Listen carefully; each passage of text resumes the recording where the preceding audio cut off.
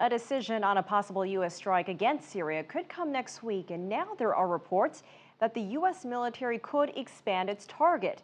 For more, I'm joined by Ryan Mauro of the Clarion Project. Ryan, welcome to the show. Obviously Syria was a big topic at the G20, but I want to ask you about these reports that the Pentagon is possibly expanding its list of potential targets in Syria. But it seems day by day this plan seems to change. Is there such thing as a limited military strike as this number of targets keeps growing? Yes, if the scope is anything below regime change, that means that there's going to be targets that are off limits. It means that the objectives are going to be very limited as well. But I think that you touch on a very important point, which is that it is very difficult to contain a conflict. Because if you have U.S. aircraft in the sky or you have U.S. cruise missiles striking targets, then how do they ignore striking the next target as a massacre is underway? And so it's very easy to fall into what's called mission creep. I want to ask your opinion as President Obama goes to the American people and as other lawmakers across the United States try to make this case to their constituents. How do they explain this ever-changing situation? Well, it's not going to be easy. Right now, because of 3-minute news segments and just the oversimplifying of the news coverage, most Americans think that the choice right now is between the Iran-backed Assad regime and then the rebels who they think is entirely jihadist, Muslim Brotherhood, and Al-Qaeda.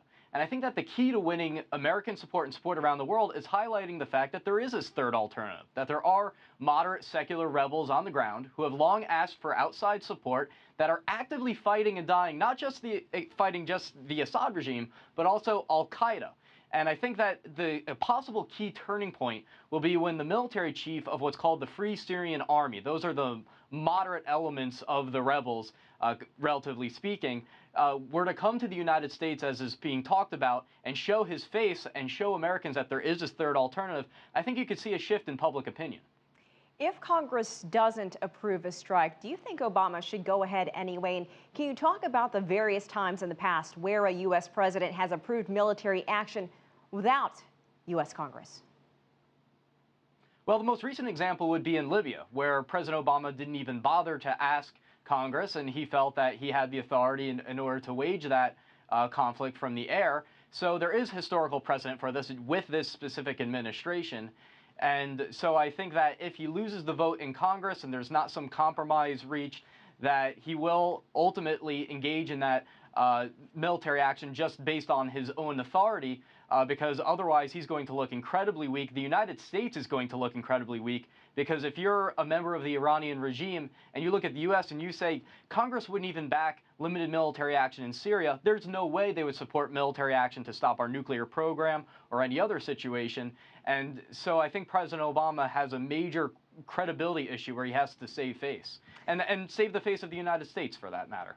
Ryan, we have about 45 seconds left. Want to get your opinion about talking about these various targets. Some in the international community might think it's odd that basically the United States is putting it out there that these targets are being discussed so freely, in maybe perhaps giving the Syrians a heads up of what's to come.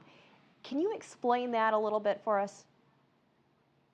Well, the objective of these statements is to show the Assad regime and the world that the goal is not regime change, because there's the concern that if Assad believes that the U.S. is trying to overthrow him in this military campaign, that then he might as well use all of his chemical weapons, and he might as well try every tool at his disposal. And so that's part of the reason for the target list being leaked and given to the media. But part of the reason the target list is being expanded is because the Assad regime has had time to disperse its assets. And so a greater number of targets are going to have to be struck in order for the campaign to be effective.